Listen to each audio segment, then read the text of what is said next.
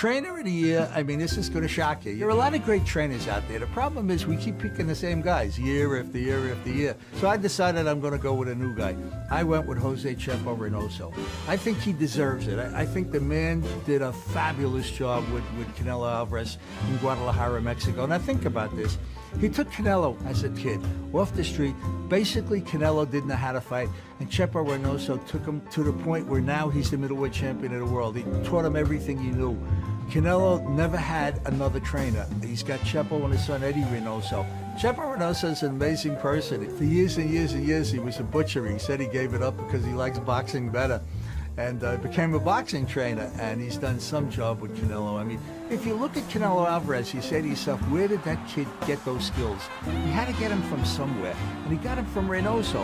I mean, it's just amazing how that kid can box. He can move, he throws combinations, he punches, he knows when to jump on you, he knows when to step back. So for 2015, my choice for Trainer of the Year is the Mexican Jose Chepo Reynoso. I'll tell you, he's done a marvelous job with Canelo Alvarez. He's special, he really is.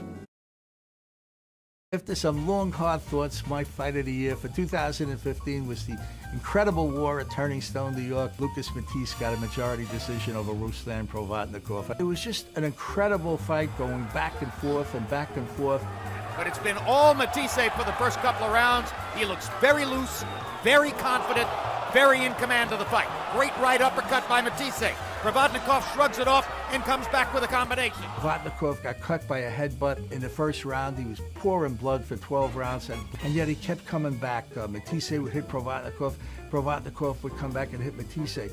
Late in the fight, we thought that Matisse was, going to walk away with the decision. Provodnikov must have realized he was behind, and in the last 4 rounds, he really turned it on. Huge comeback by Provodnikov in round 11. Matisse working, try to get Provodnikov off of him. It's one of those fights that just, at the end, everybody was on their feet. Nobody was sitting down. Everybody was up there yelling, great fight, cheering, yelling, hooting, and hollering.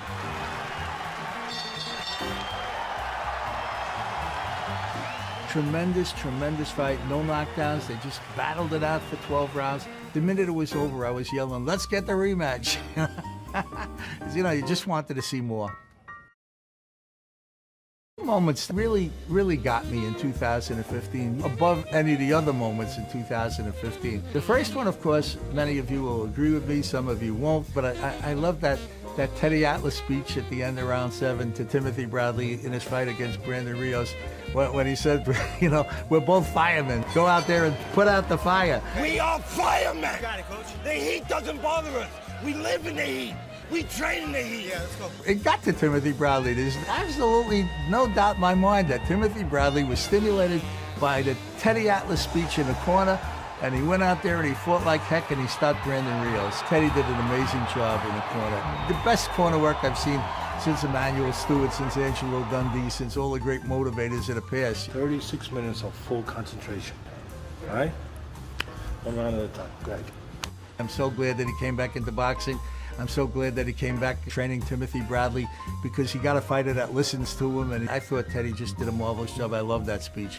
My second great moment, and I don't know how many of you saw it, but I just love the Jim Lampley speech in June 2015 in Canastota, New York at the International Boxing Hall of Fame. His induction speech. It was one of the finest speeches I ever heard. Ladies and gentlemen, the great broadcaster, Jim Lampley! I so strongly believe at this place and at this moment, everything should belong to the people who are courageous enough to step inside the ropes, both to entertain us and to teach us important lessons about life. Boxing is a canvas on which an endless stream of artists paint indelible images. I get the privilege of knowing them and attempting to describe what they do. My eternal gratitude to all of them for bringing me here today. Thank you very much. I think he deserved being inducted into the Hall of Fame. So many people went up there just to see Jim's speech. He was great, didn't let us down.